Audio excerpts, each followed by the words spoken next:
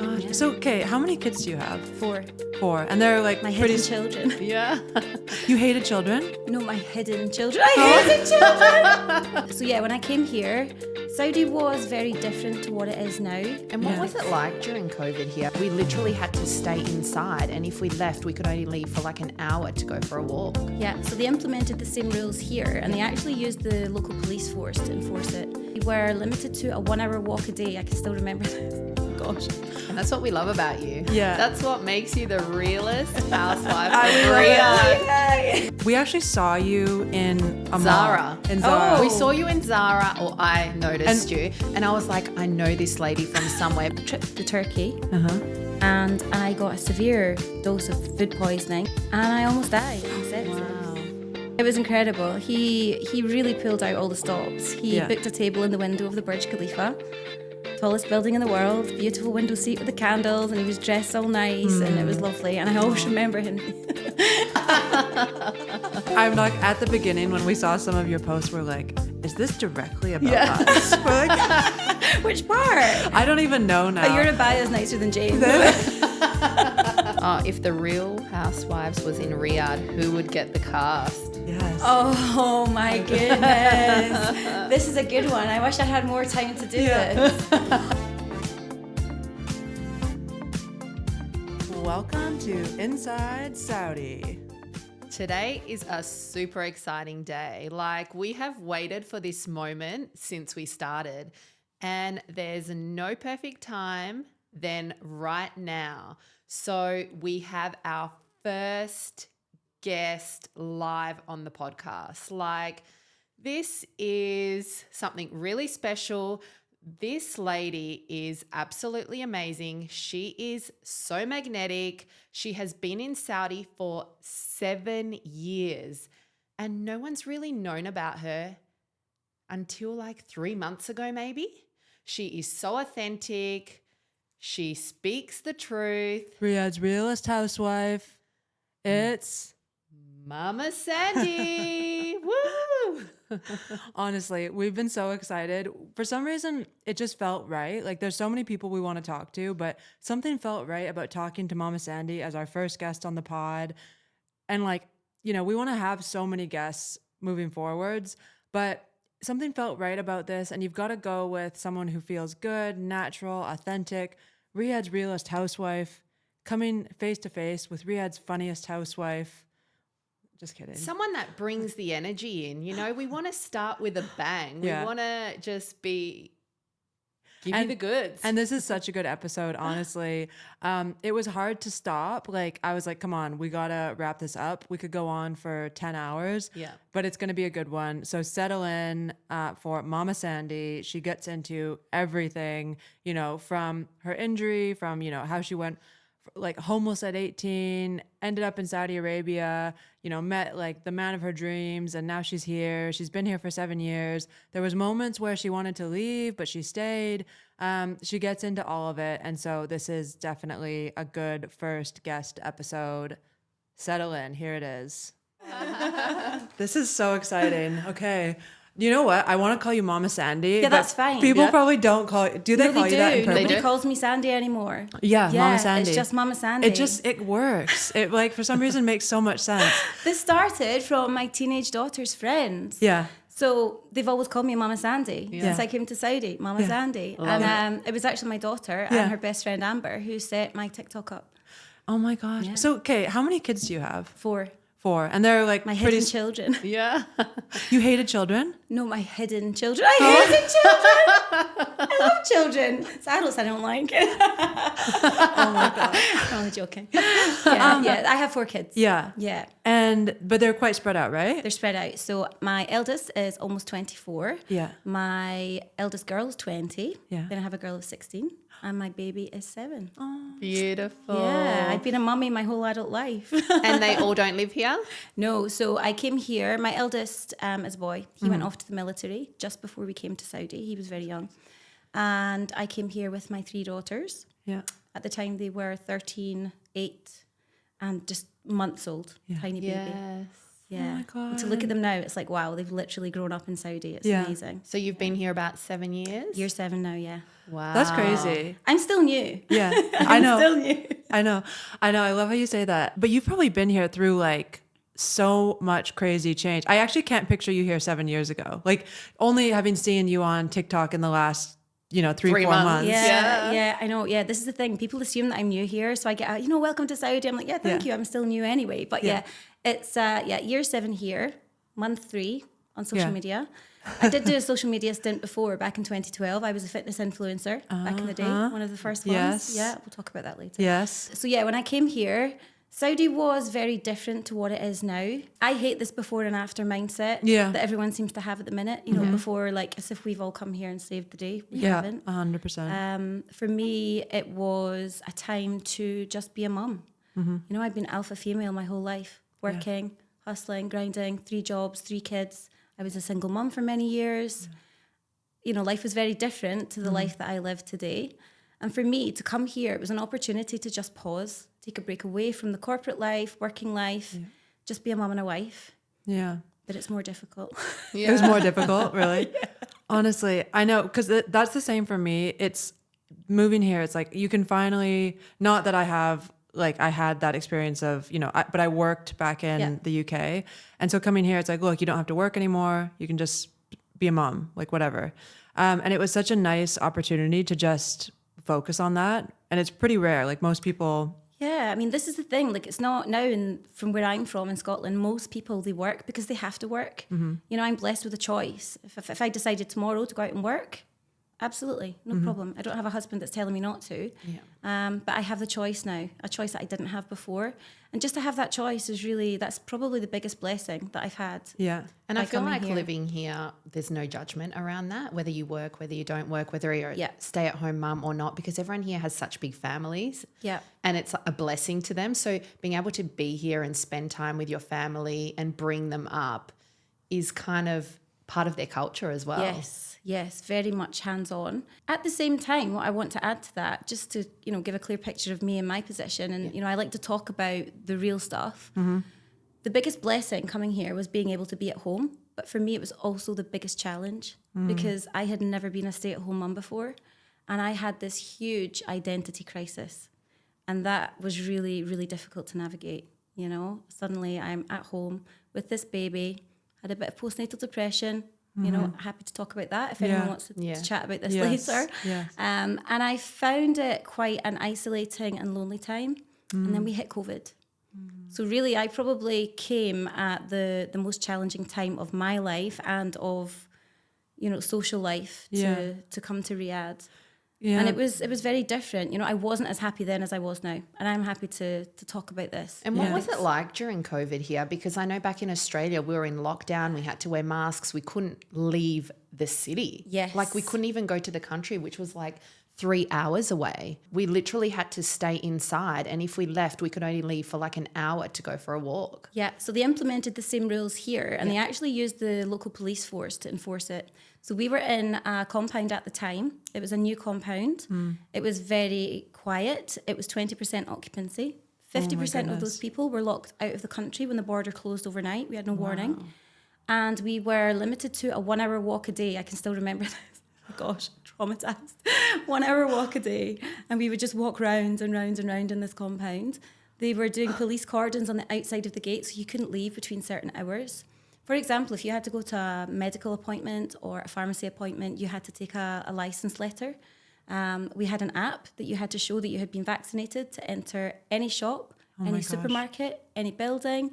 It was crazy. I remember all those swabs to get on a flight. Oh my goodness, it was crazy. That is crazy. Yeah. Because I feel like postpartum is the hardest time anyway. Absolutely. And then you layer COVID on that. Yeah. And then you layer on like a whole new country, culture, everything. Yeah. That's actually insane. Yeah. Really lonely. Really lonely. Yeah. And then having no one in your compound, because I guess Saudi, like there wasn't as this influx of people coming, so the compounds were more empty. It was still kind of the early days of the big projects, and I was just lost some days. Really lost. And I remember at the time feeling so much shame to actually say that. Yeah. And I think this is why I find so much joy in reaching out to other people to say, you don't have to be this perfect expat wife. You know, it's okay to feel lonely. It's okay to struggle because I did. And there's no shame in that. At the time, I was ashamed to say it. Now, I'm so proud of my struggle because I see the way we are now, and it's like we came through it, you know? Exactly. Yeah. So, And these days, a lot of people try and mask that, you know, Yes. and be like, everything is perfect. But in reality, it's not really. Yeah. You know what? I feel like it's hard to, especially as a Virgo, maybe, or maybe it's just like this, like sometimes it's like, I'm like, it's all fine. It's all fine. And it's not like I'm trying to like present something, but I'm just like, it's all good. It's all good. Like, it's okay. Like, because it's we just, always figure it out, right? Exactly. Yeah. We do. Yeah. We do. That's just the way But we it's okay operate. to reach out. And, you know, sometimes even just sharing that. And I've learned that, you know, I'm quite a stubborn person. I say determined. My husband says stubborn. And I find it difficult to ask for help because this is how I was conditioned. You know, my previous life was very different to what it is now. And I shamed myself a lot about asking for help. Yeah. And I wanted to be this, you know, go hard, go home, power female. Yeah. I'm still that, but, you know, I'm much softer now on the outside. Yeah. I don't have the wall anymore. Yes. And that's what we love about you. Yeah. That's what makes you the realest housewife I of love Riyadh. What is that? And how Bravo. Yeah. Honestly, if there was a Real Housewives of Riyadh, I think like you would definitely be like, you would definitely do you make the think cut. so? Yeah. Yes. I'd be the Lisa Vanderpump of Riyadh. yes, you kind of give that vibe. I like, met her. Really? Yeah. I met her a few years ago in LA. Yeah. oh my gosh. In Beverly Hills in her restaurant. Yeah. Oh She's my gosh. lovely. Yeah, I'm sure she. No, I could see that. She gave me these roses today.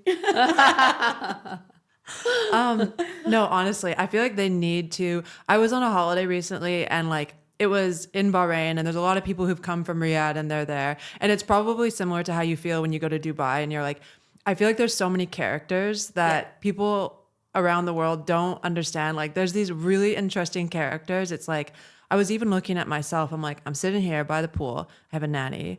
I have like these 2 kids. I'm just like, what is my life? Like, what actually is my life? Am I? Yeah.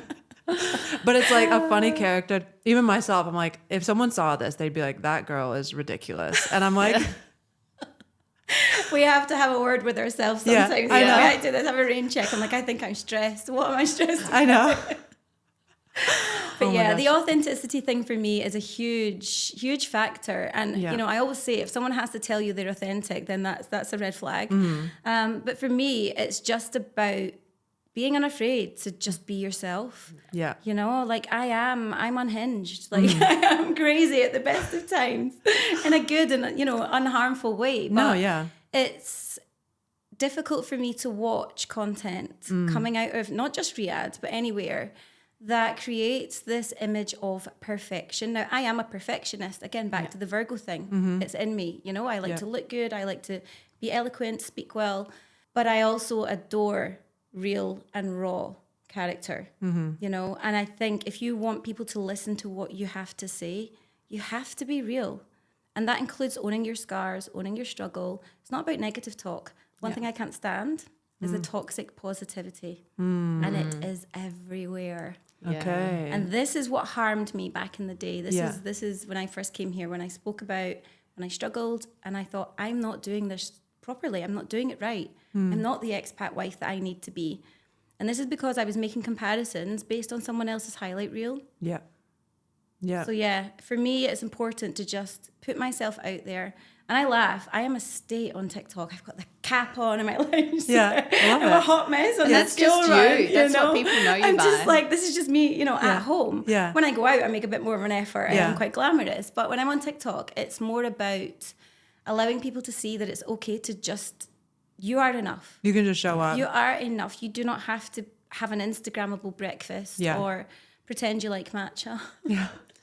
She actually does. I Yes, actually that's do. right, actually. With the grassy stuff, not the vanilla. Oh my And they're God. closed buns. And I'm like, where do I go now? She's watching me. Yeah. Yeah, no, I do like matcha. Yeah. I'm with you, Vesna, yeah. Yeah. Oh my gosh.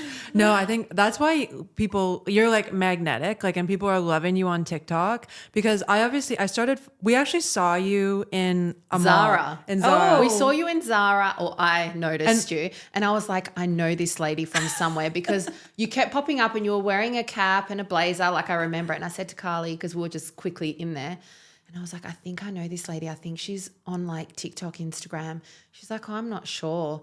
And then I was like, she is. And then I got home and I had a look and you popped up because I was following you. And I'm like, this is it. It's Mama Sandie. It's Mama Sandie. And then she showed me. I'm like, oh. And then ever since then, we've been obsessed. We've been like, do you see what Mama Sandie's advice of the day you wake was? up in the morning and you're like, what is Mama Sandie's advice of the day? It's a mantra though. And even back in Scotland, my daughter, she has her own business doing her beauty and her nails. And she said every client that comes in, oh my gosh, I saw your mum on TikTok. She's like, this is so embarrassing. But yeah, you forget, like, you know, I don't want to be that person like, oh, I'm getting recognized. But actually it's good because I do feel that it's moving in the right direction for other people. And I've said this from day one, I'm not in this for followers. I'm in it for the followers. Like, it's not about, you know, me getting as many numbers as I can. And it has literally just gone wild.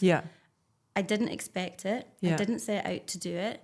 I don't even have my login for TikTok. My teenage daughter set this up for me. I still can't log in. Oh my gosh. I love that. Yeah, it's completely organic. It's just talking at my phone. Really. Exactly. But you have this lifetime of experience and like we can get into it. And like you have like all this stuff that's happened and we it's need like a series, guys. Yes, I know. And then it's like, you know, now you show up and you're like, you have all this confidence and it's like, because I've had a lifetime of, you know, life. It takes time to come. You know, the confidence people, thing for me, people always say to me, you're so confident, you're so vibrant. I suffer deeply with social anxiety. I have a meltdown before I go anywhere. That's the truth. You know, and part of it's a personality thing, part of it's life experience. As you become older, you find contentment with your own self. And I actually am enjoying this part of my life much, much more than being much younger.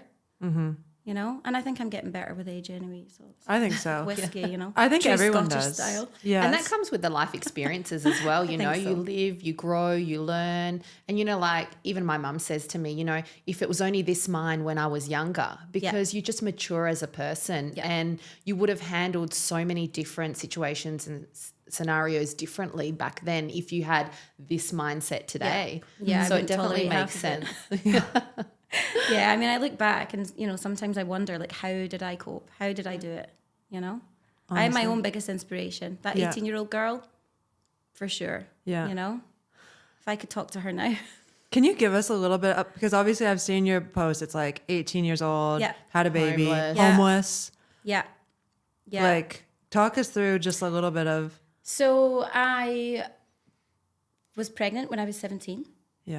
I had my little boy when I was 18. He was 5 weeks old and I was off on a train to another town and had nowhere to go. I still had staples in my tummy from my C-section. I literally had a changing bag. I had very, very little back then. And I remember this old man in this little seaside village, he rented me his cottage. Well, it wasn't even a cottage. It was an annex on his cottage. And I remember he said to me, it doesn't even have a front door.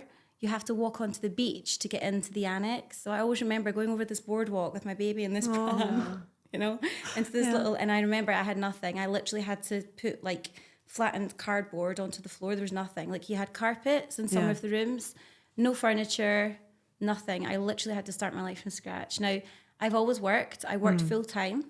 I was on maternity leave at that point, so I still had a little bit of an income. So I had to scrape by on what I could with that money to literally build my life. You know? And I'm proud of that. You know, it sounds horrific, but really, this is. And it probably was back then when you were going through it, you know, but now you see it at a different angle. I was so determined. I can remember the day that he was born and I looked down at him and I said to him, dead in the face, we will never be a stereotype. We will never comply to the teenage mom stereotype. And that was my fuel. And it was always my fuel, and it's still my fuel. I have a little photograph that fell out of a book a few weeks ago, and I was looking at it, and I should have brought it to let you see it. And it's me, and I look so young. I'm cradling this baby, and it was his first Christmas, I remember. And I was on this scrap of carpet, and I used to borrow scraps of, take scraps of wrapping paper from my neighbour to wrap these little gifts. And, you know, so I was working, but I didn't have a lot of money then. No financial support. I don't come from a rich family. You know, I'm, you know, as real and as humble as they get. So yeah, life was very, very different then. Yeah. Very different. And I literally built it from that, Oh from my that point. gosh. So I went back to work Yeah. after my mat leave. I remember there were some days I used to have to take him in his little baby chair. He was under my feet. I worked in sales and marketing. Yeah. And I was determined not to give up. Yeah. You know, I could have succumbed to the benefit system or the stay home system. And that's fine if you choose to do that. But that just was not for me. Yeah. I wanted more. Always wanted more. And I think that's why you're here where you are today, because of your determination. Yeah. Yeah. I mean, look, people will throw the old card of, oh, she's with a rich husband. Honey, I am the table. Exactly. I don't bring anything to the table. Yeah. I am the table. 100%. I know my husband and I were talking about something the other day, and I'm like, look, you have a wife with all this personality. Like, you are so. Yeah, come on. You married a Virgo guy. Yeah, honestly.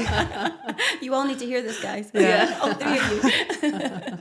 I know. I'm like, you just have the job. Like, I am everything else. Like, Yeah. You know, it's funny because actually he's the first one to say, you know, he'll say in company, like, she's the prize, yeah. you know? Yeah. Like, 100%. Yeah, it's nice. Yeah. You need a good partnership. Like, I feel lucky that I have that. Like, you know, sometimes you see people and they maybe don't. And I'm like, yeah, I mean, I know what it's like to not have that, right? Yes. Yeah. You know, not to slander anyone, Yeah. but it's, my life now at home and, you know, in love Yeah. and marriage, it's, very and again, I appreciate the struggle that came before that because I truly, truly appreciate him as his own person, Yeah. as a father, as a best friend, you know? You're I talking don't want to about. get too gushy, but Yeah. yeah, Yeah. I'm lucky to have my husband. Yes. That's amazing. Yeah. So you worked in sales and marketing Yes. and you just continued working your way up kind of thing. Yeah, and then out of the blue, I decided to hire a personal trainer. So I was doing a bit better. This is like 12 years later. Yeah. So I hired a personal trainer out of the blue because I thought I'm getting a little bit stressed with work. I was working like 16-hour shifts, juggling these kids. And you had three I kids had at this 3 by that point, yeah. Okay. And I decided to take on a bit of gym training, which I did for my mental health, by the way. Yeah. And I still only train for my head. I don't train for my body. And then 7-8 weeks later, I got a call, this is the transition to the next phase of my life. I got a call from this magazine editor. He had a sports magazine and he said, we want to do a feature on you. And I'm like, why? He said, well, do you understand your story? Like, you've had all these health things and I've missed a huge gap, by the way. Oh my gosh. And he said, we want to do a feature on you. So then I accidentally became a fitness model. I love it. That's amazing. Just, you know, as you do. Yeah. So then I thought, you know what? I could actually make something of this. And, you know, I've been doing the office life for a long time, 12 years, and I'm not really an office person. You know, I'm a go out there and get it person. I have a lot to offer. And although the 12 years served me well and I have a lot to be thankful for in that time, I felt now's the time for change. I'd just come out of a relationship and I took on the fitness industry. So yeah, became a fitness model, did my coaching certifications, got lots of sponsorship, and that's when I did the first round of influencing.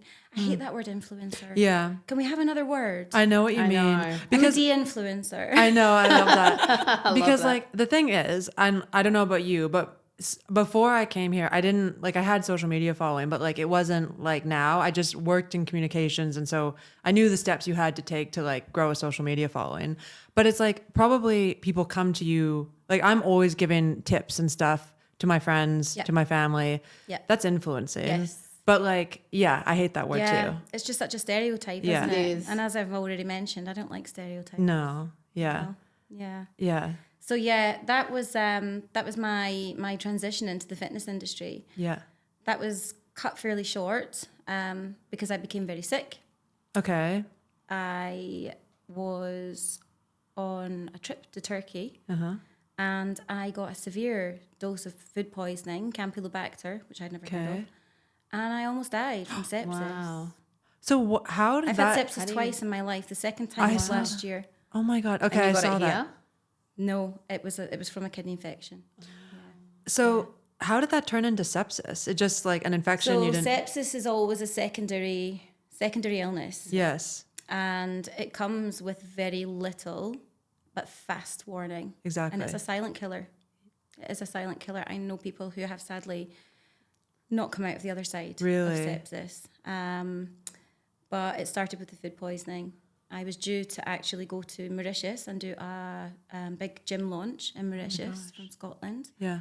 And my whole world was just shattered again. That's crazy. Everything came crashing down in So 2012. After that, you couldn't go back to that because you were too sick? I became so sick that I had every organ in my body shut down except my heart. Oh my God. Yeah. I was bright yellow. I joked at the time that I looked like Bart Simpson. Yeah, I had full liver failure, kidney failure. It's like the jaundice coming out. Yeah, my eyes were bright yellow. Yeah. That wasn't linked in any way to like the lifestyle of a fitness model? Well, here's the thing. Okay. Here's the thing. And I'm not a doctor. Yeah. I know a lot about health. I know a lot about medicine because of my experience over the years. But at the time, my liver specialist, he actually came to me one day and he said to me, "Do you use steroids?" I was like, come on. Yeah. Like, no, I don't use steroids. He said it's a very normal question. He said, because 50% of my clinic are fitness enthusiasts. Yeah. And I always remember him saying to me, there's a big difference between fitness and health. Yes. Not the same thing. So I had this like perfectly ripped 6-pack body, but my body fat was like single figures, Exactly. you know, and I took such a bad reaction to that infection. And I do believe that Your body my couldn't handle it. lifestyle was probably what pushed me to the limit. That's probably why I took the reaction that I did. Yeah. But yeah, for the record, I did not take steroids. For the record. Protein shake. Is that steroids? But like even that amount of protein, like, Yeah. you know, it can take a toll on your liver. It can. Not that that's to say that's Yeah. what happened, but Yeah. you know, for sure. Yeah, your body's at an extreme level of performance. yeah. You know, and then it starts to mess around with your hormones, testosterone. You know, Yeah. it's wild. And the pace you were living was probably like just, you know, Crazy. off the scales. Yeah. So that all has an impact as well on Yeah. your health, on your wellness, you know, Yeah. trying to do everything, be everywhere, manage. Absolutely. And, you Chronic know, overachiever. still keep that Yeah. image and do your job. Yeah. Yeah. And this is the thing, and it goes back to the whole striving for that perfection, determination, go hard or go home. I am not like that anymore. Eat the pizza. Yeah. Yes. Is that what you would say to like somebody younger than you? You're giving them Mama Sandie's advice of the day. Yeah. Would you say eat the pizza, or would you say, you know, there's a phase in life to be crazy and get sepsis? You might maybe not No, that crazy. Let's not do that. Let's not do the sepsis. Oh my gosh, no. Yeah, I would say just embrace every single second of your life. And if that means having the carbs, have the carbs. I don't count what I eat anymore. Stay active. I'm not saying that you should sit around and eat pizza and Move your candy. body. Move your body, but enjoy the flavors. Enjoy life. And that's not just about food. That's about everything. Yeah. We're here for such a short time. Totally. And I've learned that the hard way far too many times. Later on, you had like another injury. Oh my goodness, yeah. So this is just in the last 14 months. Yes. So we've missed a huge chunk of life here, but we'll come back to that another time. So 14 months ago, I was on my horse. He was a new horse. I only had him for a few weeks. Is this is it dollar? Dollar. Mr. Dollar. I know. My husband's jealous of my horse. I love my horse so much. He's very handsome. He's beautiful. Yeah. He's beautiful. Yeah. And he was a project when I got him. He was very skinny, X-race horse. And I remember looking at him thinking, yeah, I can do something with you. You know, Yeah. I like to fix people. Yeah. True Mama Sandie style. Yeah. So we took him home and he was doing really great. And it was a something and a nothing moment. There was nothing dramatic. I wish there was more of a story actually when it came to this fall. We'd done a really nice session, went back into the cool down arena and he just flipped the wrong way. And I did the same in the opposite direction, tried to catch myself. So I folded in two to protect my head and landed right on the bottom of my spine Oh my gosh. and had a bilateral spine fracture. Oh my Yeah, gosh. both sides. Yeah. So you I walked went around for 5 days. You I didn't walked know. around? I walked around for 5 days. That is like if I like had That's no a Virgo idea. thing. That's a Virgo. It is. Yeah, because we You were going just away go for my through the friend's pain. 40th birthday. So we went to Georgia. We flew to Georgia. And I was in Tbilisi. And I remember saying to my friend Elena, I said, I am in agony. She was like, yeah, it's not like you to, you know. Did If you I say not- I'm in agony, it's Yeah. real pain. And I came home to Riyadh and literally went from the airport to the hospital, Yeah. onto the MRI. And the surgeon came out to me and he said, I can't believe what I'm looking at on this screen. oh Wow. how were you even able to walk around? I Like had no idea. Sheer determination, Carly. yeah. Yeah.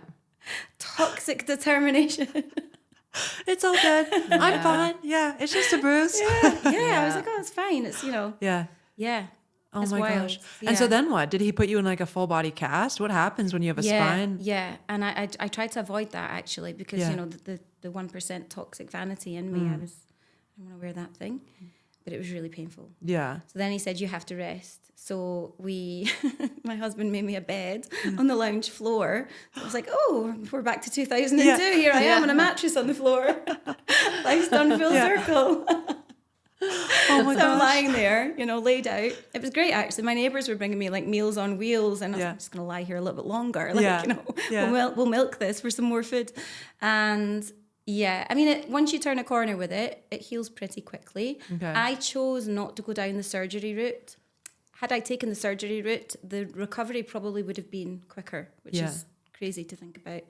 But for me, I thought I don't want any invasive surgery. I've had enough of that over the years. I don't want to do that. Yeah. So I tried to take more of a kind of holistic approach, but physio, exercise, strengthening. I still have a long way to go with it. I am nowhere near as strong as what I was. I can't lift the weights that I used to lift, but that's okay. But you're back in the I gym. have nothing to prove. Yeah.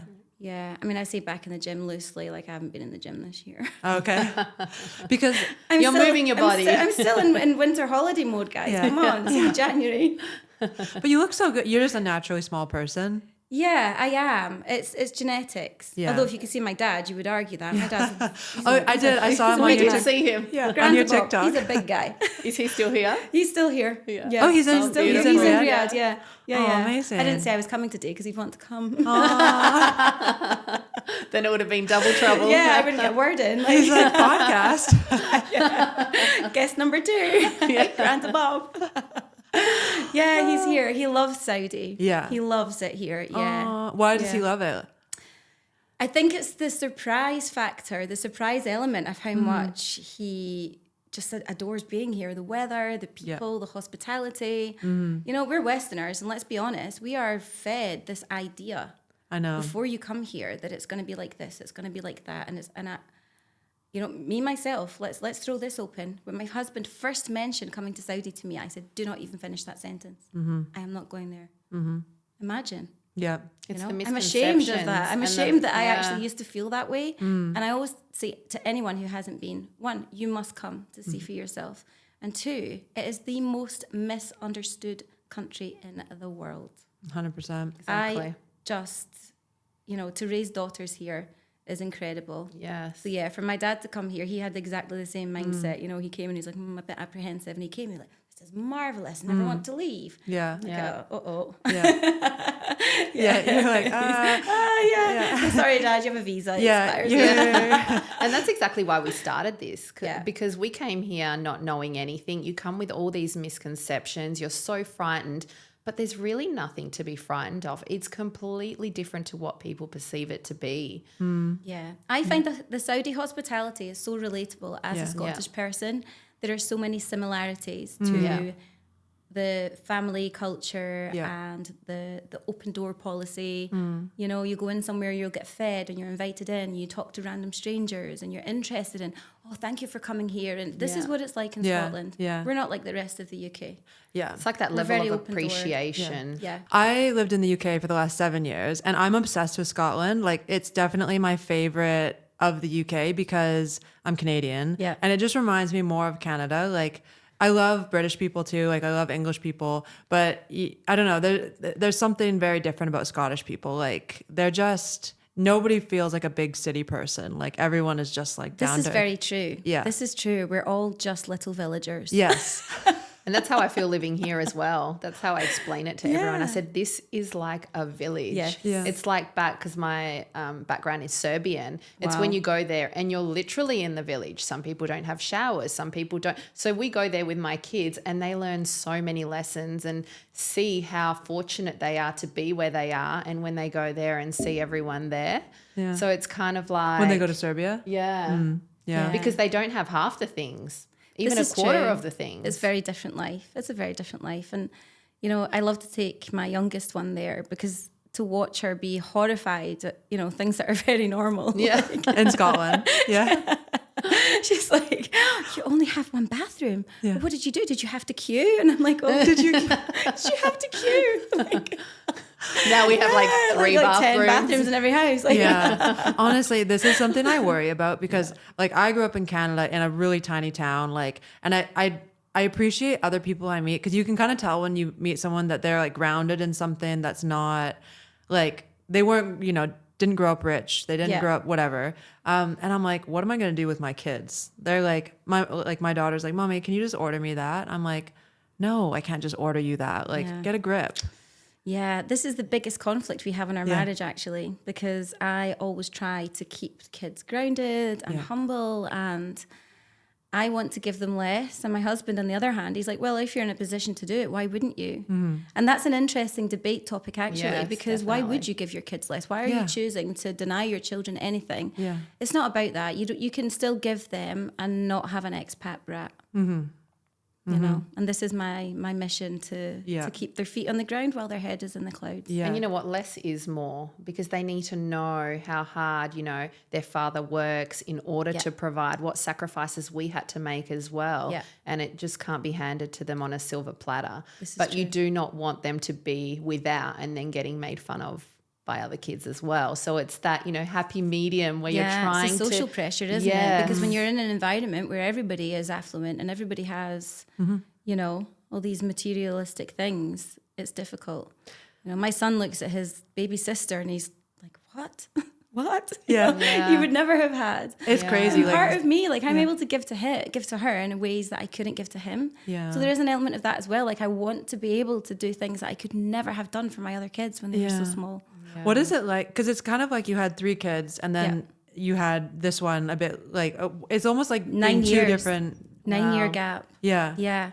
She was the unexpected miracle. Oh, really? Yeah. Beautiful. So after many years of women issues, I Yeah. was told you'll definitely never conceive. You'll never have any more children. And she out of nowhere, she came. Oh my gosh. Yeah. Like after you stopped trying. Yeah, it was just completely like, wow. Oh my gosh. Complete and utter disbelief and shock, actually. Yeah. Like, how did that happen? Well, we know how it happened, but I want to cut that part. It's part of the show. How are you doing? Do you want a break? Are you good? No, I'm good. I'm Okay. good. Yeah, I'm okay. Okay. I'm okay. No, that's amazing. No, because it's like, I can't imagine, like you literally had such a different experience with your first 3. And then it's like, and so you were a total single mother? I mean, I had been in a long-term relationship and then came out of that. So I was a single mom when I met my husband and was actually completely determined to never be in a relationship ever again. Oh my God. Imagine if I had stuck to that. Yeah. You wouldn't have Mama Sandie here Yeah. today. Yeah. So he was working in Dubai at the time. He's been in the Middle East now for 25 years. Oh my goodness. Is he Scottish as well? Yes. Oh, okay. Amazing. So we are from 6 kilometers away from each other. What are the chances? And But where he was in Dubai when we met. are you met from? in Dubai? Well, are we going to do this? You might kill me for telling We this need the story. drum roll. By the way, we can cut anything you're No, like. it's okay, I'll but tell if you, it, But if you think about it after and you're like, I wish I didn't say that, just No, tell us. I'll be honest. This is actually my favorite Cinderella love story. Okay. I have to be honest. Okay. So we've already set the scene. So, I was working, nonstop. I was flying full time. You were flight attendant. Yep, at that time, because it was that bucket list tick that I hadn't quite ticked yet. Yeah. And as if I didn't already have enough on my plate, I thought I'm going to take on some more. I'm Yeah. going to go Yeah. and fly. Yeah. So I got my wings and I was flying. Loved my job. Yeah. And to hang up my wings to come here was so difficult. But I was happily flying full time. I was still doing a bit of fitness coaching on the side. And I also had a very successful makeup artistry business as well. So I was literally working like 6.5, 7 days a week, with these kids. And my elder 2 were taking care of my youngest. And life was a juggle, but it was an organized juggle. I was way more organized then than what I am now. My goodness, I can't even find my car keys anymore. So he popped up and we chatted for a while, like purely platonically. There was nothing in it. And actually, I really liked this about him because he had a little nickname for me. He used to call me Superwoman because he said to me, I can see like what you're doing for these kids. Like, it's amazing. You know, you're working so hard, providing for them. Like, when do you take time out? And I was like, well, I don't. And he said, okay, let me take you out for dinner. It took him a few months to pluck up the courage to ask. And at first I said no. And then I thought twice. I thought, you know what, you're being miserable. Like, you know, so I messaged him back and I said, okay, that's fine. You can take me for dinner. And he said to me, okay. He said, so you can come to Dubai on Sunday for dinner. He said, or I'll come back to Scotland and we'll meet next week. And I, in a joke, said, I have time off next week. I'll come to Dubai, no problem. So I was out 2 days later doing makeup. And I was with my friend who was doing the hair part of this appointment. And my phone came up like a text message from Emirates. Now, Emirates had just launched at Edinburgh Airport. So when this text message came in, I assumed that it was a marketing text that had pinged on my phone at my shift the night before. So I briefly looked at it, opened up the message, and it said, Dear Sandie, please follow this link to complete advanced passenger information. I'm like, sorry, what? You booked this your guy's ticket. booked me a ticket to Dubai. I love that. And I then, love of course, that. now, so you've got to picture this. I have never been to the Middle East. You know, I'm looking at the Western stereotype. I'm like, he's going to bury me in the desert. Like, he's going to be a psychopath. What's he going to do to me? You know, like, he could You're be not an even absolute- home. I don't know this guy. I've never met him in my life. How many years ago was this? 8 years. 8 years. Yeah. So where did you meet? Online or? Yeah. Just through, he'd followed me when I was doing my fitness journey. Yeah. And just kind of stayed there. And as I say, like, there was chat back and forth and nothing. Yeah. Like, I knew So nothing about him. I knew he was Scottish. I knew he'd been in the Middle East for a long time. Yeah. And So he could be like a killer. He could be anything. He could be. Carly, he could be AI. Well, these days they can. You He never could have been know. catfishing you. You didn't know, but Yeah. he booked you a ticket. So he sent me the ticket. Yeah. And then I messaged him when I finished my work and I said to him, are you crazy? Yeah. And he said, well, no. And this is him now. This is now the man that I know and love and adore. Yeah. And it's just what he's like. He's so pragmatic. It's like, well, matter of fact, it is what it is. I'm here. You're there. If I want to take you to dinner, I need to bring you here. Yeah. So it wasn't, you know, the Richard Gere moment up the steps with the roses or, you know. But yeah, he literally just sent me the ticket. Yeah. So I spent the next 3 or 4 days with 50% of my friends telling me that I was absolutely insane and the other half going, go for it. This is your 50 Shades of Grey moment. You I got to would've do been it. like, It's your go. Christian Grey. I'm like, oh my gosh. So I decided that I was going to go. Yeah. And I can remember like borrowing clothes and shoes. And I was like, oh gosh, you know, like I don't have anything to wear in Dubai. I've never been there before. Like, how can I go there? And so, yeah, the Sunday night, I flew to Dubai. Oh my gosh. Yeah. And it was good. It was incredible. He really pulled out all the stops. He booked a table in the window of the Burj Khalifa, tallest building in the world, beautiful window seat with the candles, and he was dressed all nice and it was lovely. And I always remember him.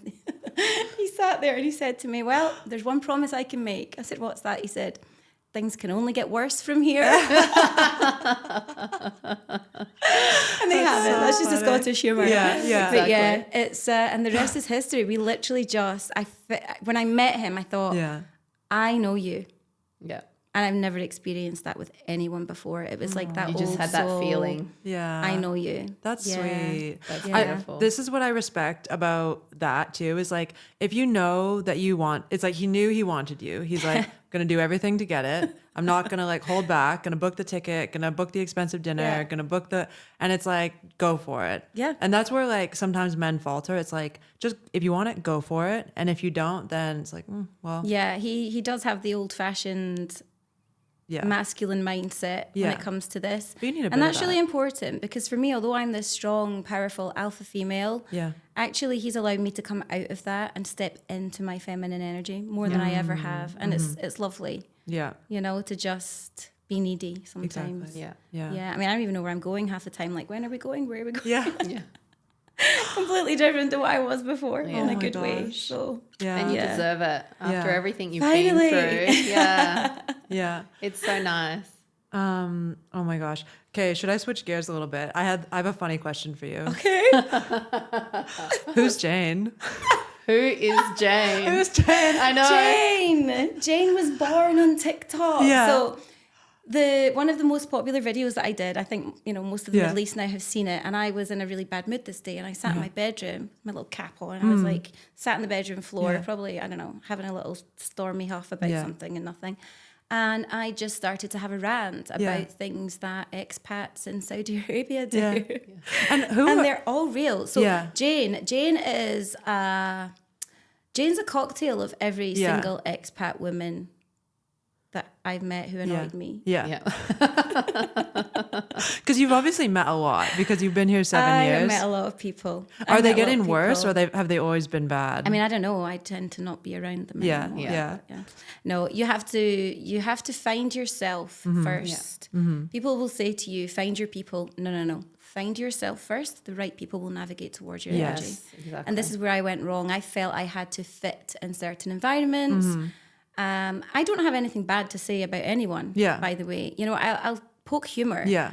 But in Scotland, this is just what we do. You know, if you love someone, you make fun of them and that's it. But It's a love language. Yeah, it is. It truly is. No, 100%. And it's that whole Virgo dry thing as well, isn't it? Yeah. But for me, I learned so much from everyone I met here. You know, I always believe you should take something out of every situation, every relationship, be it a friend or, you know. And for me, I have met a lot of people. I've been in lots of different social circles. And I never really found myself settled and truly my own self. Like fulfilled. Yeah, until very recently. And I think I had to go through the challenges here to give me that time of reflection to find my own self, be happy in my own company, you know, because I had to be lonely to recover from the things that I've been through here. And for me, I look back and I think, oh gosh, you know, the anxiety and the social pressure and to act a certain way and look a certain way and people are around you because they want to get what they can from you, not because they truly care. You know, when you go through something, you realize who your real friends are. And you don't need a lot of them. No. You don't. You don't need a lot of them. You just need a tiny handful of Totally. the right company as and when, you know, no pressure. Yeah. No pressure. But yeah, Jane is she's a collection of many people that I've met over the years. And by the way, in that expat comedy series on TikTok, every single scenario is real. That is crazy. And it is crazy. Like people really talk to you like that on the phone, like about, like I think I saw one about scheduling a play date or something. Yeah. That's real. Look, people look at women like me and think they need to be humbled. Yeah. I don't need to be humbled. Yeah. You don't need to humble me. Yeah. So I think there's an element of that, like maybe projection or I don't know. You know, people are the way they are and I can't control that. Yeah. But you can control who you surround yourself with and who you give your energy to. Yeah. And I just step away, Vesna. For me, like I don't have any beef with anyone. Yeah. You know, they might have it with me. Yeah. They probably do. I get it. I'm controversial, you know? Well, if you want to take, anyone can take anything personally, you know? Of course. And that's up to you. Of course. And I will say offense can't be given. It can only be taken. Yeah. Yeah. Exactly. Yeah. I mean, I've never set out to offend anyone, but if your morals don't lie with me or your way of life doesn't lie with me, then I will just politely step away. Yeah. You know, my energy can't lie. Yeah. Yeah. 100%. I've only been here since September, late August, but I have already met some people and I'm like, this is interesting energy you're giving off. Yeah. It's like, I'm like, it's a very like keeping up with the Joneses. It's like, and I like, again, maybe obviously you see me since I've been here, but previously from Canada, like, so, you know, I grew up like fishing and like, so it's like, I'm a little bit like, I don't get that and I don't like it. And I'm kind of like, okay, you're maybe someone I won't, like anyone who kind of brings that toxic, like keep it up with the Joneses energy. I'm like, that's not the name something I wanna- dropping, the job titles. Yeah. President of bins. President of what? Bins. That was in one of the videos. Yeah. Director of the parking spaces. President of bins. It really it bugs me. You know, like, well, what does your husband do? That was in that video as well. What does your husband do? It's a real thing. What does it matter? I say Chandler Bing job. Yeah. Like, are you gonna decide how you treat me based on my husband's job title and pay grade? Yeah. You know? Yeah. I know. If it wasn't it's for wild. us, honestly. Yeah. Like we do a lot. We hold the house together as women. This is true. So it's, This you is know, true. they do a lot in, you know, on their level. Yeah. But it's teamwork that Yes. makes the dream work. Yeah. Yeah, this is very true. And Yeah. this is a mantra in our house Yes. as well, Vesna, for sure. You know, little Sienna all the time. Teamwork makes the dream work. And it's true. You have is. You just have to gotta- become friends with your family here, Yes. actually, because that is your safety net. Because the thing is, as expats, immigrants, whatever you want to call it. Yeah. That's another thing. What is so you don't like the word expat? I don't like it. I think, again, it carries a weight of stereotype. It's become a thing. Yes. Just like influencer. Yes. Hashtag expat life. Yeah. Oh, What does that mean? I'll stop using that. We'll take accountability I'm going for to pull you that. up. No, I do it as well. Yeah. But because this is what people are looking for. Because what else do they search, right? Exactly. So people are on there and they're searching for help. But what do we call ourselves? Like, it's Just people Nomads. here. Nomads. Digital nomads. digital nomads. I remember that back in the day when I used to follow people that moved abroad. There was like, digital nomads. from Australia, and I'll be like, "What is a digital nomad?" Yeah. Are we digital nomads? I don't know. Yeah. Are we? I think we are. I think we can just put, it's like we're just living in Saudi. And to be honest, Yeah. I don't want to, like, I like to, it's like we're not just the expats. It's like we're just people living here. And I'm meeting all kinds of people, you know, also people who have moved here, people who live here, you know, Saudis who have moved abroad and have come back and they don't know what to call themselves, you know. Yeah. It's like, it's all, it doesn't need to have a title. I true. agree. This is true. But we do get told, like, you're immigrants. I'm like, well, technically not. Yeah. We're not actually I throw it immigrants. around. I'm a Scottish immigrant. Yeah. It's fine. Yeah. Fine. I have papers, but Yeah. Yeah. Maybe you actually, because you're maybe here more permanently. You've been here a while. yeah. And this is interesting actually, because when we first came, it was a very short plan, 3 years. And by year 2, I was like, countdown, like I'm going to get out of here next year. Now it's very different. We've literally made this. So what changed? What changed between I want to get out of here to now you're here 7 years? Who I was hanging around with. Because I did see a story come up and saying, I almost went back and I almost, gave everything up, but then. Yes. So, I mean, look, I think anyone who's being entirely honest has had times in any foreign land, by the way. This is not a Saudi problem. This is a relocation issue for anyone who moves away from what they know. And we all have moments where you just think, what am I doing? I need to get back. I need to get out. I want to go back to what I know. This is a natural human emotion. Yes. And again, people shy away from this. They're trying to paint this picture of perfection. And, this is my home now. And I know. But they leave every holiday. How is this your home if you're leaving every 6 weeks, Yeah. So you got to strike your own reality. You've got to strike your own desires. Like, what do I want from being here?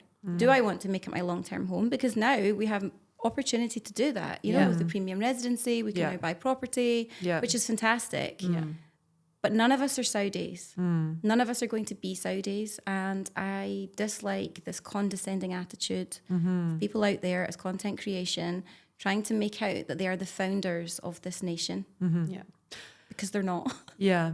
My granddad was here in 1979 and he's still new. Yeah. No, and I think that's something I'm I hope that I haven't been giving that off, but if I have, I'm even looking at my content that's done well, and it's like it's not me going in and being like, look at this place I've discovered. Yeah. It's like discovering it through my lens is what's interesting to Saudis, to other people. Yeah.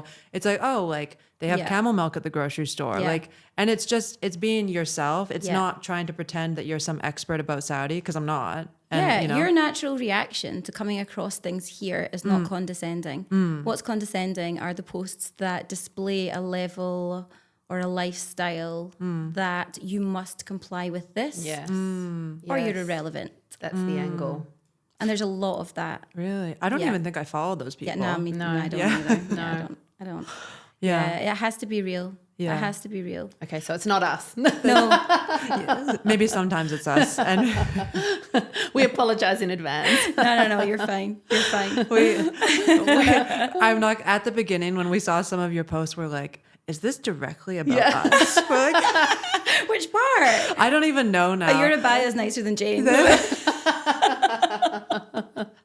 But Apple Watch. Let me see the Apple Watch. I took it off. I wear it every day. My kids have Apple Watches. Don't worry. I have one, but I stopped wearing it because when I was in the UK and I had just had a baby and I was literally just like not wearing nice outfits, and it's like you can wear an Apple Watch if you're wearing a fitness outfit. Yeah. But with this, don't wear it to dinner party. no. Stop wearing it with your ball gown. And stop using it to talk to your husband and pay the bill at the same time. I've never taken I don't even know how you take a phone.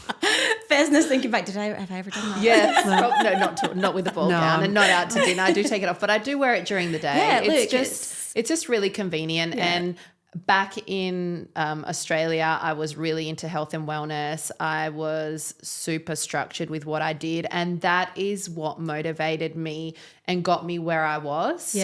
So I'm actually really grateful for it. So Yeah, every no, time, absolutely. My Carly daughter sees it. She's I like, know, take it off. So the Mama Sandie might see you. Okay, let's just add the caveat. There is no offense to me by the Apple Watch. And you know the what? Apple Watch is fine for fitness. That's what, because we would see your stuff and it's like such a strong opinion. And then I'm like, oh my God, is it about, and because, Is it about us? everyone takes everything personally. We like, do. It's you just know, like, And then I've come to be like, you know what? It's like, it's not. She would have unfollowed us. Yeah. I would have told you to your face. I'd have called you up. Exactly. But On my Apple Watch. yeah, I think it's when you're new to the social media game too. You're like, you just take things more personally, and then you have to grow a thicker skin and be like, you know what? It's water off my back. Yeah, Everything is I've water off my become so back. thick-skinned over the years, to the point actually I don't read the comments. Me neither. I don't read the comments. I let my daughter deal with that. Yeah. She set the page up. She can deal with it. This is what I need. Yeah. And my daughter's too Yeah. young to do that. But because the negativity can be, and I've just started like, if a video is going in a certain direction, I don't delete it. I don't delete the comments. No. I just stop No. reading them. Yeah, I just stop reading don't. them. I mean, I don't have time to read it. This is the Yeah. thing. I think people assume maybe that I'm living my whole life through the lens. Yeah. And I should probably live more of my life through the lens. If it was about increasing following, then I would probably do that because I do have a really cool life. Yeah. But actually, it's just a little 5 minutes in the morning, you know, in my baseball cap on the school run, hot mum, hot Yeah. hot mess. Hot mom. Hot mom's on mom vacation. Definitely not in Riyadh. There's no hot mama here. Yeah, and it's like 5 minutes of my day. I Yeah. don't really strive to live my whole life through a camera lens because I think that's unhealthy. I want to take things in with my eyes, not my phone. Yeah. Yeah. But yeah, people do ask for more. Like, can you show me this? Can you show me that? And I think, maybe I should do a bit more. You got to do what feels good for you. And what Yeah, feels I mean, I've right, missed so yeah. many opportunities. I look Yeah. at the trips that I've taken over the years and Yeah. the places I've been and the things that I've seen and done, and like, wow, there's so much content that has been missed. But it's nice to have a bit of mystery as well. Yeah. I agree. And you were present and you enjoyed those Yes. trips. Yes. You weren't worrying about, oh my God, I have to do this. Oh my God, I have to do that. Yeah. And that kind of hits me sometimes because you're like, I'm trying to be there. I'm trying to enjoy with my kids, but then I'm trying to document what I'm doing. And it's kind of like you're trying to do everything. And then you're missing the real aspect of, taking a break and just unwinding and being that present mum, being that present wife and enjoying the holiday. I waited a whole life to be around for my kids. Yes. And I absolutely want to do that. And that to me is more important than reading what some robot has to say about me on social media. It's always the little robot things with the googly eyes, isn't it? It's not even real. I don't even know. Yeah. I don't. Sometimes Weird. though, people. Maybe it is real people. That's more concerning. I think for me, I get a lot of backlash around like anything to do with having a nanny. People don't like it. Anything to do with like mothering the right way. Like I'm not actually that good of a housewife, to be honest. Like I don't keep the house that clean. I don't cook meals. Like, and then people are like, "What do you like? What kind of a shit wife are you?" And What I'm do you like, actually do, Carly? Podcast. literally, it takes a lot of time. Like, and like it takes a lot of time. Like even your course. 5-minute videos take probably more time than you want it to. Yeah. But yeah, I'm like, but I've just started being like, you know what? I'm me, and I don't care. Like Being unapologetically you is probably the strongest Being authentic. strongest gift Yeah. when it comes to content creation. yeah, Because real will last forever. Your looks don't last forever. Your lifestyle doesn't even last forever, but the authentic you is always going to be there. So yeah. stick to that for Yeah. sure. So are you? Because you obviously have so much like traction on social media. Like people love you. I wasn't ready for this, guys. Yeah. Oh my gosh, who is? Are I you? wasn't ready for this. And yeah. but are you like no? I guess it's just take it as it comes, or are you like? Yeah, look, I've had a lot of offers. I am saying no to 99% of what I'm being offered at the moment for two reasons. One, I don't want to jump straight into anything. Secondly, I want to retain value. I will not put my name to just anything. Yeah. And I say this to everyone. If you see something on my page, it's because I genuinely believe in it. I like it and I can speak about it from the heart. I'm not a marketing machine. I'm not an advertising machine. I don't have affiliations. I have lots of offers for affiliations. I've done it in the past. I am more interested at the minute to focus on probably like the motivational speaking. There are a couple of really cool events coming up where I'm going to do a little guest spot. Oh my goodness. Wow. Love it. I love to talk. Yes. Yeah, good That luck makes editing sense. this one. Yeah. That makes so much sense. Yes. Like, I love that. Yeah. And I can picture you doing that as well. Yeah. Yeah. I think you'd be really good at that. I think like It comes back to the whole having the choice, you know, Yeah. like I have a choice whether I work or whether I don't work. And it is such a blessing to be in a position where I can say I don't have to work.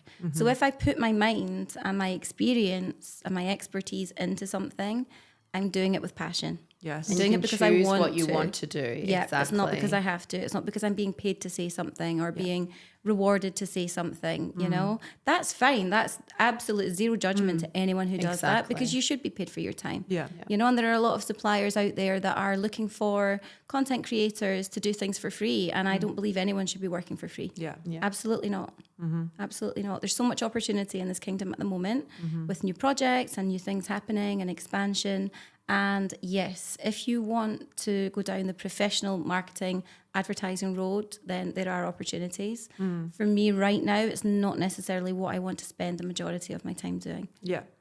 Good. Yeah. Yeah. Love it. Yeah. That's Just what- Mama Sandie in the car. Yes. Yeah, exactly. No, but it's like a privilege to be able to choose. And it's also like a bit of your wisdom to be able, there's so much opportunity Yes. being thrown at you. And it's like probably a bit like, oh, should I say yes to that and that and that? But it's like, no, like I know what the vision is. Yeah. Yes. I know what I like Yeah. to do. And giving me something for free doesn't impress me. Exactly. Like I can pay for it. I can It's buy my fine. own stuff. Yeah. Yeah. Yeah. Yeah. Yeah. And that's said with love and with Yeah. heart. But it's And you true. want to be mindful who you're giving your time to once Yes. again. Like, Yes. who am I giving my time to? And my time is money. It's valuable. Yeah. Do I want to spend, 3-4 hours of my day doing this when I'm not going to Yes. get joy, excitement, and I'm not passionate about it? Correct. And it's time, it's priceless time away Yes. from your family. You know, if Exactly. I'm not with my husband and my children, it better be worth my while to be away from Exactly. doing that Yeah. because right now they are my absolute priority. Totally. That's how I feel right now. I've been feeling a lot of mom guilt the last couple months. Like it's like I've made these decisions and I'm like, whoa, my mom guilt meter is like up here. Yeah. It never goes away. Yes. Yeah. My son's nearly 24 and it never goes away. Really? Yeah. Okay. Yeah. So- He'll eye roll when he sees this, but yeah. Like because you haven't talked to him enough or like you're like, I should be with him. Everything. Or You like, will always find something to feel guilty Yeah. as a mother. Yeah. And they'll You always be know? your baby no matter what age they are. Absolutely. And again, know, you're my always adult worrying. children will tell you that. Yeah. Yeah. I drive them crazy. Oh my. So you have a 24-year-old Yeah. And then how old- 20-year-old girl, 20-year-old. 16-year-old 16. girl, Yeah. And then and a 7. 7-year-old girl. So you had her in Scotland just before you came Just here? Or before here? we came. Yeah, Yeah. wow. I didn't get to do the VIP delivery. Is that a thing? Yeah, well, I believe it is. The stories I've listened to here? at these coffee mornings. Oh I my mean, I gosh. don't know, maybe it's just a Jane moment and Yeah. I'm talking rubbish, but God, so you know about even their luxury experiences of having Oh my- babies in the Middle East. seriously? Oh, wow. Yeah. Wow. I didn't Maybe you get need to that. rethink having another baby. Have another one, yeah, just to have one here, and then Just you to can have- let us know what it's like. Yeah. What it's really like. You can be Jane. Oh my God. You can be Jane in the hospital. Like, look, you guys, I'm sorry, but I'm in the VIP hospital suite.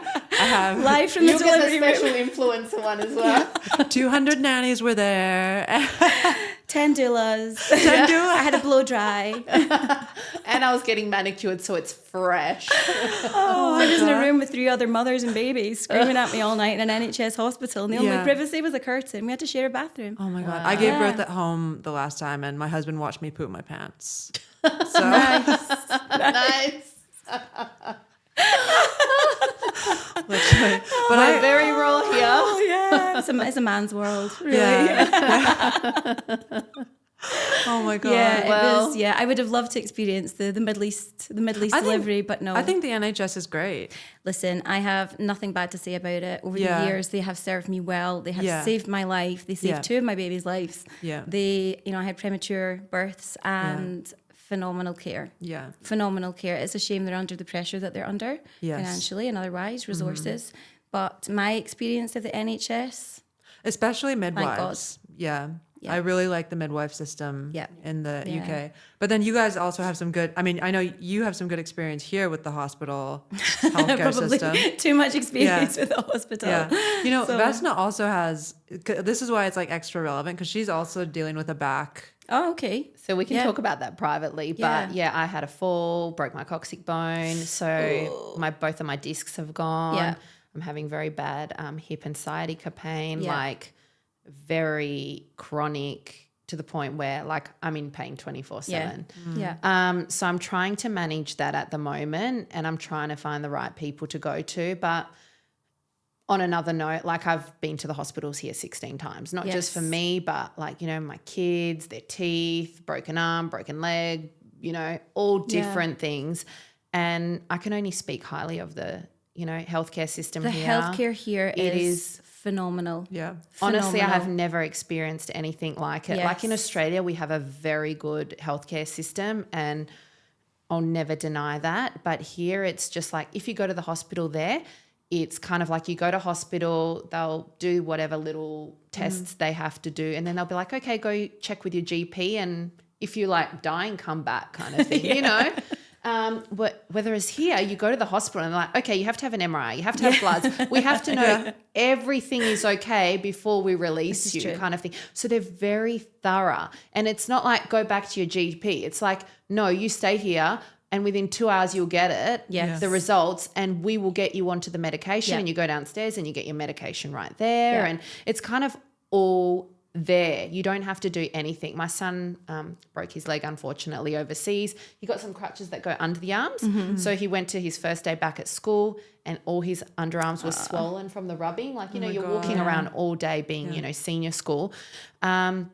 And I just said to the doctor, look, what can we do about it? And straight away, he gave him the other crutches, the ones that are like the more elbow ones. Yeah. So it's kind of like you don't have to, you know, do anything. Yeah. They just do it all Nothing for is you. too much to ask nothing's here. too much to ask. Yeah, I've had a few things over the years here. My youngest, she had some severe allergies, and we had a phenomenal doctor here who did all the investigative tests, blood tests, and she had excellent care over the years when she was dealing with that. Thank God she's grown out of that now. I had reconstructive breast surgery here. Wow. Yeah, the year before I broke my back, actually. Oh my God. And well, what had happened was I had breast augmentation surgery done with implants when Sienna was just a baby. And I don't know if I had the surgery done too soon after or what happened. Like, I'm not going to point fingers. I have no idea what happened. I'd rather not know. Yeah. But I was at a party one night in Riyadh. This was 2 years ago now. And I just felt this really strange sensation on the left side. And I was like, it's weird. Got up the next day and it was literally like hanging off my body. Yeah, I could get my hand behind the implant on the left side. I was like, Did it pop? oh my gosh, no, the implant itself was intact. So I just went onto my hospital app on my phone, looked for the first plastic surgeon that I could find. Yeah. Come in half an hour, book the appointment. I mean, 30 minutes to see a consultant surgeon. Yes. What's the chances Oh anywhere my else? gosh. 30 minutes. 30 minutes later, I was in his room. Oh my gosh. So got there and he had a look. He did all the scans, the MRI, ruled out anything sinister, first of all. And he said it looks like a muscle rupture. So within 2 weeks, I was in theatre. It turned out to be an 8.5-hour operation. It was supposed to be 2. When he opened up, I don't know how gory we can get here. Get gory. But when he, girl was like, come on, let me squeeze it. I need to know. Like details. those Instagram I need videos. details. Yeah, I should have filmed it. Imagine if I Mama Sandie live in theatre. Yeah, so I was laid out on this theatre trolley, and when they opened the cavity, there was a lot of things going on. So there was a calcification around the implant itself, like a hard shell. But the surgeon said that when he opened the skin, the muscles peeled like a banana peel off my rib cage. Oh. Wow. Whole thing ruptured. Were you in pain though when you felt this? I mean, look, I have a really high pain threshold. Yeah. It's hard to say. There was discomfort. Yeah. There was discomfort. So my poor husband was in the room waiting for me, thinking it's a 2.5-hour operation, and then it got to 3 hours, 3.5, 4, 4.5. Nobody to ask. He had no idea. He's thinking the worst, like what's happened to her. 8.5 hours later, I was wheeled back into the room with full reconstructive surgery. They literally had to sew my muscles back together, reattach them to the rib cage, Kate at the side. Yeah. Remove extra flesh, like put in some new implants. Like, Oh my God. I'm So you're 20. all I'm fresh and 21 new. again. So yeah, you know, every Yeah. cloud has a silver lining and all that, but it was a really scary time. Oh my gosh. And the recovery from that was brutal. It was really difficult. I remember they strapped my arms to my side. It was like a straitjacket, you know, like finally they put her in one. I couldn't move. Like I literally had to lie and sit for the first 2 weeks. My friends were coming around to like feed me and Oh my gosh. I've had a colourful time here with the medical stuff. Yeah. But the surgeon who I met that day ensured that he was at every single consultation, every single clinic appointment, every scan, every x-ray. He did the whole operation. Yeah. He took me to my room to put me to sleep that night. He went home for 2 hours and his wife sent him back because he said, I couldn't sleep. I just wanted to make sure that everything was okay. Yeah. Oh my God. Thank God for him. And that's what I want to go back to is that Amazing. you just feel so safe and looked after here. They don't want to let go of you until they're 100% sure that you're okay and that you're feeling okay. Yeah. And for a consultant surgeon to give you their WhatsApp number and say, message anytime. And that's not just him, by the way. That's any doctor here that I have experienced. Yeah. They have just been so caring, genuinely kind, genuinely interested. And I feel we're so lucky to have access to the resources that we have here in medical care. So absolutely, if anyone's going through anything here and they need a doctor, that's the place to do it for sure. Yeah. Amazing. Oh my goodness. You have been through the ringer. I've been through it, love. I've been through it. We only just scratched the surface. Yeah. Oh my God. God sent me here to be challenged, you know, bring me out the other side and offer the advice. I always believe this. I always want to pay it forward. Nothing I have ever been through will ever be in vain. Yeah. None of it. I refuse. Yes. Yeah. I want to help other people in the back. Yeah. What I've done. Can you say what the events are? Are they still in progress? The ones that you're going to speak at coming up? Or are they still in progress? Yeah. I don't want to say too much just now because it's not my stage yet to speak on.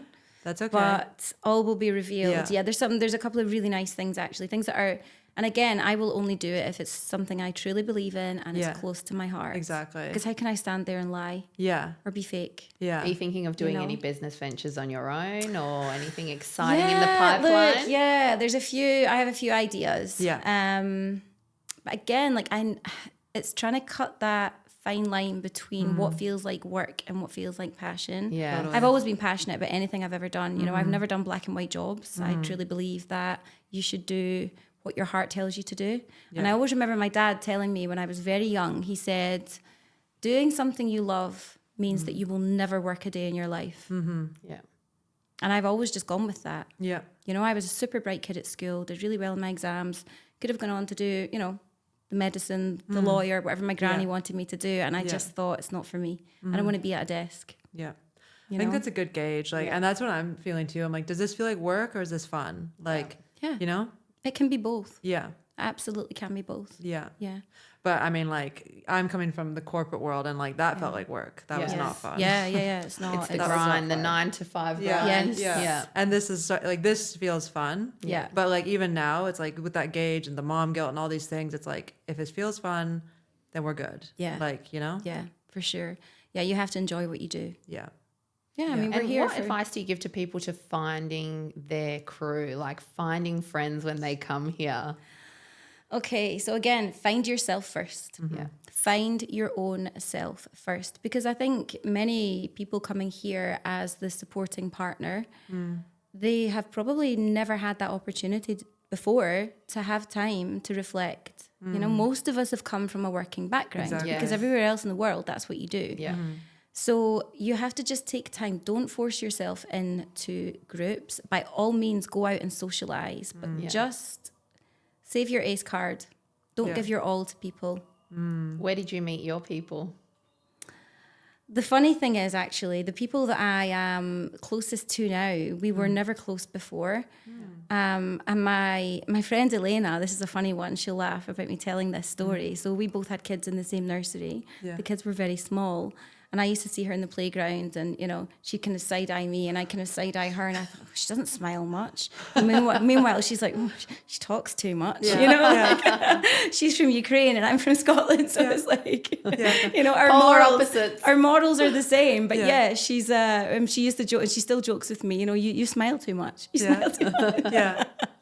She does smile. She has a beautiful smile. But I'm very, extrovert. Yeah. And she was a bit more introvert. Yeah. And I remember at the time, actually, my daughter would talk to Elena before I did.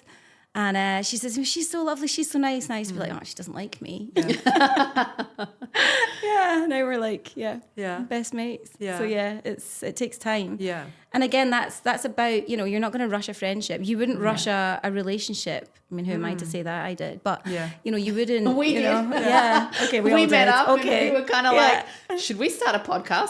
Yeah. And then we did next week. Sometimes when you know sometimes. Absolutely. Yeah. And there are other people that, I'm friends with. There's a lovely Scottish girl here that I'm friends with, and we just hit it off right away. Yeah. And I think, again, it's the similarities. Yeah. You resonate with each other with a lot of, your past and your upbringing and the way you raise your children. And because we're quite harsh as Scottish mums, we're old school. Yeah. Yeah. What annoying things should expats stop doing? What annoying things should expats stop doing? Yeah. Posting fake stuff. Like what? What's fake stuff? Fake things, fake items. Like purses. Staged relationship events. So what's a staged relationship event? Oh gosh, I come saw- on, That's guys! You confusing, see it every please. day. We're new to this. We don't understand. No. When you see the whole content creation, it's just clearly scripted. Okay. It's scripted. Yeah. If I have a fight with my husband, I will tell the world about it. No, I won't really. I won't really. We actually don't fight that often. Yeah. Yeah. I wish we did. I Yeah. like a good fight. Yeah. Yeah. I was telling Vesna yesterday, like sometimes if I just want, like if I really just want to take the low road, like, sometimes I'll do it and I'll just be like, you know what, you're so stupid and condescending. Like just like really Or get do into the it. eyes, like- Or she'll do a TikTok video and post it and get all the manosphere onto it, as she calls it. Yeah, rage bait. She gets Yeah, all- exactly. Yeah, I love a bit of rage bait. I know. I'm like, I accidentally posted rage bait and it's going off and I just can't be at my phone right now. This morning she's like, I'm not checking my phone today. No, I like authenticity. I like real reactions to things. I love to see all this new content that's coming out of Riyadh. Riyadh's not new, but the content is, and I think that's important to and it's define nice the to two. see it through other people's eyes Of course, as well. of course. Because Yeah. everyone has a different opinion, a different style, a different mindset. Yeah. So I'm going to Yeah. look at that pot behind you and I'm going to be like, it's so beautiful. It's beige. It's my favorite color. And you might be like, well, I'd actually prefer it to be pink, you know? So you always have. Yeah. And I love a meaty debate. Yes. So I did another video, and a lot of them are controversial. And this one lady, she challenged me on it, and I thought, I love this girl Yeah. because she did it in a private message. And she went, well, actually, my position on this is da-da-da. And she like really went for it, like borderline angry, you know? Yeah. And I actually talk to her a lot now, but she's lovely. But it was like that real moment, I love authenticity. Yeah. Stop pretending everything's perfect. And this is what I mean about the fake thing. What you're posting might be real, but is the sentiment really there? Yeah. Like you don't have to be perfect all of the time. You don't have Yes. to be happy all of the time. You can be a happy person without feeling happy all the time. Yeah. You have to, ride the wave of your emotions. I think people can tell too. Like people, when I'm following, and I'm on social media, I like to follow people. Like, and that's why I like to follow you. It's like, I like to see, you can tell that someone's like, I don't know, this is really them. And then you can tell when someone's like, I'm going to take you to this place today. And I loved it. It was amazing. Is that me? Vesna feels triggered. Are you talking about me? I'm new to all of this, so I'm kind of still learning the process and the protocol. But sometimes, and that's just like confidence to like put your personality online. Sometimes is not there, and that's like whatever. But and I don't hate those people. I'm just like, it's not interesting to me. Yeah. Like I'm gonna follow. When I meet people, if they've seen me online, and I get this a lot actually. Two things. One, you're actually really nice. So, what did you expect me to be? And secondly, like, oh, you're actually like that. Yeah. Like, Yeah. like I'm just me. Yeah. You know? Totally. Yeah. Totally. Yeah. I love that. Yeah. Be real. These Be people real. out here that are being fake, I can't stand it. I can't tolerate it. I Yeah. don't follow these people. That's the thing. I don't think I Yeah. follow them. Like, you know. If the real Housewives was in Riyadh, who would get the cast? Yes. Oh my goodness. This is a good one. I wish I had more time to do this. Oh, wow. Yeah, okay. So I'm going to be your Lisa Vanderpump for sure. Yes. Yeah, I'm going to be Lisa. Mm-hmm. Do you want me to do like a like for like? Right, okay. Sure. Oh, gosh. Carly, you'd be Kyle. Oh. You'd be Kyle Richards. Oh my God. I'm so honored. I could see that. Yeah, you've got Kyle energy. Talking to the mic. Oh, sorry, yeah. I'm so honored. Okay, thank you. Yeah, I think. And I have dogs. I need like 5 more if I'm going to be Kyle. Yeah, for and sure. a couple more kids. You do. Yeah. Yeah, I mean, like, you know, Kyle a few years ago, not Kyle now, because I think it's all gone to pot, hasn't it? She's left her husband for a she's left woman. her husband. Look, I don't rule it out in the future. Depends how many fights you pick. I don't know. Yeah, okay, I can't really do a like for everyone because I can't even remember all of the characters. No. But, oh gosh, this is difficult. Yeah. We definitely have Fernanda in there. Oh, We need are you Fernanda. Are you friendly with her? Yes, we need some Brazilian love. Yeah, and with she'd be good. Fernanda comes Michelle, so they come as a duo. Yes. So for sure, you need the Brazilian bombshells in there. Yeah. Yeah, absolutely. Okay, I like it. absolutely. It's shaping Who up. else do we have? The thing is, like, I haven't really been following like that many content creators Exactly. here. Yeah. Um, And it would me need to be a think. mix of like not just content creators. Like it has to be there's going to be some dark horse housewives in there that we don't even know about. yeah, like, this is true. you know. This is very true. Yeah. Yeah, we need my Elena in there. We need some like Yeah. dark Slavic humor Yeah. in there, you know? Yes. Yeah. Quiet judgment, you know, Yeah. just with the eye. I- Quiet drama. I honestly feel like Riyadh is such a good spot for a Housewives franchise, Yes. though. Yeah, I think so. But would they be able to publish everything? This is the thing. I don't know. We did a little series at the compound Yeah, that just like- everyone loved. Just like because people complain about so much, then Yeah. it kind of, Yeah. you know, Yeah, I mean, people do stereotype, and this is where I've taken the kind of tagline of Yeah. Riyadh's real est in brackets housewife. Yeah. Because I used to get this real housewife of Riyadh, Yeah. and you know, like this was a bit of a yeah. kind of stereotype that people were throwing at me, and I'm Yeah. like, actually, my life's not really like that. I mean, yeah, Yeah. okay, I have a wonderful lifestyle, and if I wanted to portray it that way, I absolutely could. But I'm not the girl that's doing the unboxing. I'm not trying to, you know, make a theatre of my everyday life. Yeah. Like I don't really post things. If things are inadvertently seen, then, you know, I'm not going to hide my closet away. But I don't really put myself out there in that fashion, you know, like the Yeah. whole Dubai bling or Real Housewives way. Maybe I should. I mean, Maybe I should like to start watch doing it. that. I like like to to. watch it. That's when the haters come out though, isn't it? But I think the reason you could, if you started out being like, look, this is my this and this is my that and this is my that, people wouldn't care. It's because people like you, and now they're like, well, tell us more. Yeah. You know? I mean, I love shoes. Yeah. I've always been a shoe girl, and that's Yeah. not even about being materialistic. I just love heels. Yes. I've always been like this, even when it We've was high seen street your collection heels. in I the have, background. Yeah, like I've got my little Louis I know, today. I know, that's the first thing we noticed. Carly was like, she's wearing her Louboutins. We can see the red. I just saw the red. I zoomed in. I did a video. I just could see the red shoes. Yeah, I was like, there she is. yeah. It's funny actually because I always remember like I just dreamed of a pair of Louboutins. I didn't own them. You Yeah. know, how was I going to own Louboutins? Yeah. And the first pair I ever got was my wedding gift from my husband on the day we got married. Yeah, Yeah. he bought me my first pair. That's so sweet. Yeah, and I have a bit of a collection now. Yeah. Yeah. I don't know how Nothing many wrong with pairs. that. Yeah. There's I love nothing wrong shoes. with They it. are ornamental for me. Like I just love to look at them. They're an art form. Yeah. You know, really they're And you know what? I really love nice things as well. And I think to myself, if I'm going to go buy 10 purses, I might as well just buy one. If I'm going to go buy 10 pairs of shoes, I might as well just buy one that I really love and that I'm going to wear all the time and that I'm going to appreciate rather than Yes. having 10 that I'm not going to wear, that are super uncomfortable and that I'm going to end up throwing out anyway. So Yes. it's an investment. quality over quantity. Yes. Yeah. Yes. Although I do have a lot of shoes now, so I can't really Quality and wait quantity. that argument. Yeah. Yeah, I don't even wear them really. Like, you know, where am I going? I right know. now? That's the thing. You know? That is the there's thing. no, you know, I don't know. I know. It's just nice to wear them sometimes if you're quite dressed. But Yeah. There's a lot happening in Riyadh. Like, I like being able to go out a bit more and like, Yes. there's a lot Yeah. happening here. But you And I'm guys, saying yes to things now. Like I used to say Yeah. no to everything because I couldn't be bothered. Like I don't know about you guys, but it gets to 100%. 7 p.m. at night, you It know, gets and a I've been like lot. cooking and it's dark. Yeah. Like in Scotland in summertime, it's daylight until midnight, basically. Yeah. You know, the sun doesn't properly set until Yeah. really late at night. and 6 p.m. here, you have darkness. So your circadian rhythm is messed up. It's, teaching you like it's bedtime at 6 p.m. It's exhausting. And I feel like I'm used to the, going to bed early back in Oz. And, I had that routine where I'd be in bed by 8:30. And here it's like the nightlife. That's when Riyadh that's is when made for life nighttime. starts.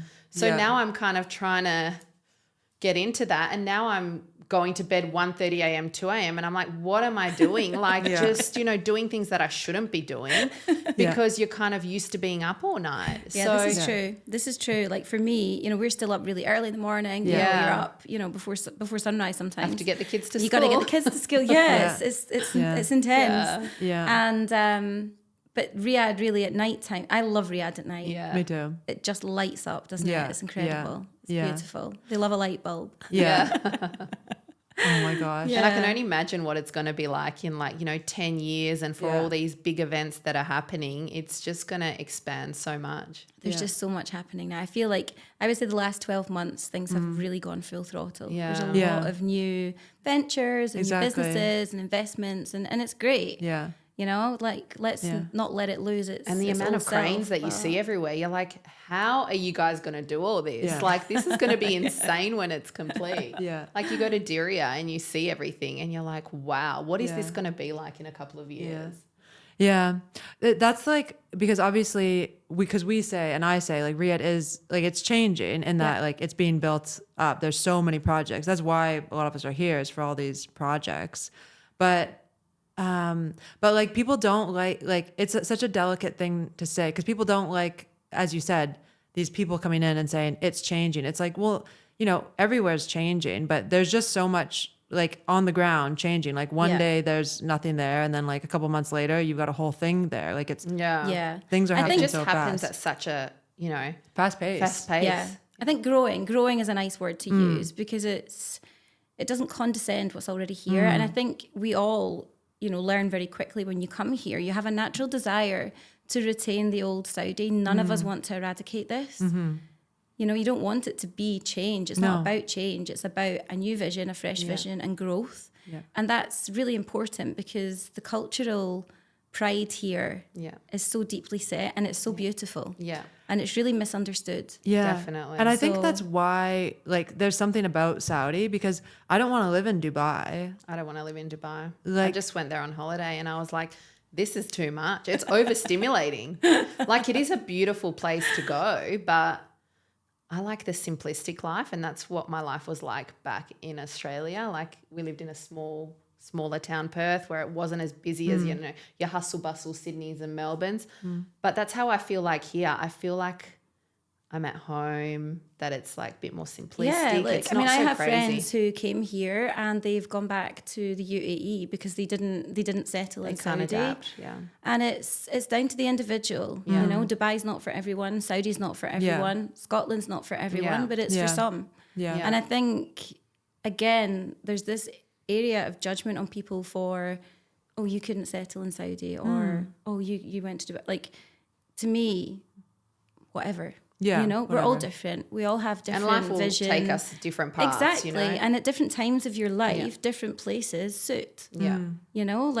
Like you can't say anything other than the convenience factor in Dubai would be enough to make people want to go there and want to live there. Like, absolutely. Yeah. And I will say I would go anywhere. My country that I live in is just geography. Yeah. My home is my husband and my children. Yeah.